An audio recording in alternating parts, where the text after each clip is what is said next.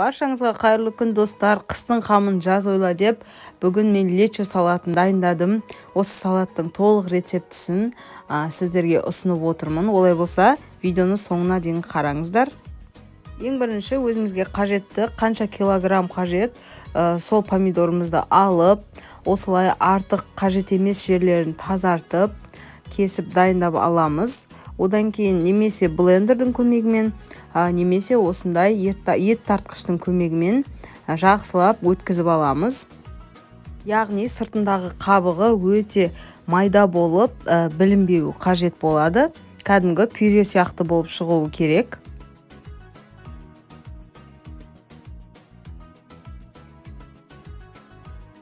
Помидорымыздың барлығын осылай өткізіп алғаннан кейін бөлек ыдысқа құйып, газдың астын жағып, біздің помидорымыздың артық суларын кетіру үшін біраз қайнататын боламыз.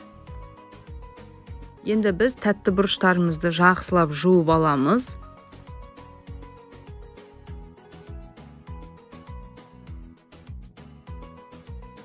Осы жуып алған тәтті бұрыштарымызды орташа 4 бұрыштап турайтын боламыз.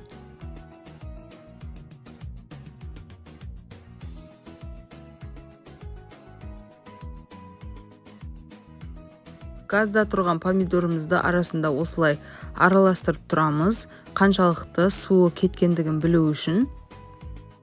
Бізге қоюланғаны қажет болады. Помидорымыз шамамен 1-1,5 сағаттай қайнады. Артық сулары кетіп, сәл қоюланды. Енді осының үстіне біздің жаңағы дайындап алған тәтті бұрышымызды салатын боламыз.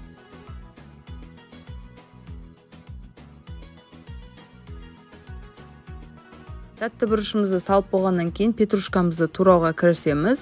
Жақсылап майдалап турап алғаннан кейін оны да жаңағы тәтті бұрышымыздың үстіне салып, барлығын бірге қайнатамыз. Тәтті бұрышты салғаннан кейін ұзақ қайнатудың қажеті жоқ, орташа тірлікте болуы керек, яғни 15-20 минуттай қайнатсақ жеткілікті.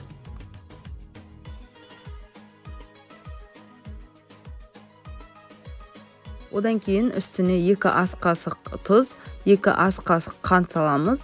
Одан кейін жақсылап араластырып, ерігеннен кейін дәмін көреміз. Егер аздау болса, тағы да қосатын боламыз.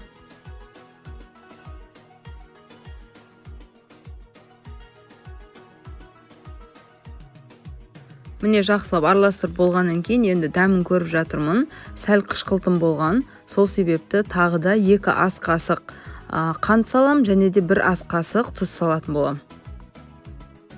Сіздер де өздеріңіз дәмін көре отыра, қанша тұз керек, қанша қант керек, солай қосатын боласыздар. Мен банкілерімді алдын ала булап, үстіне қайнаған суды құйып қойған болатымын. Енді қайнаған суын төгіп, осы банкімізді босатып, жаңағы біздің лечомызды құятын боламыз.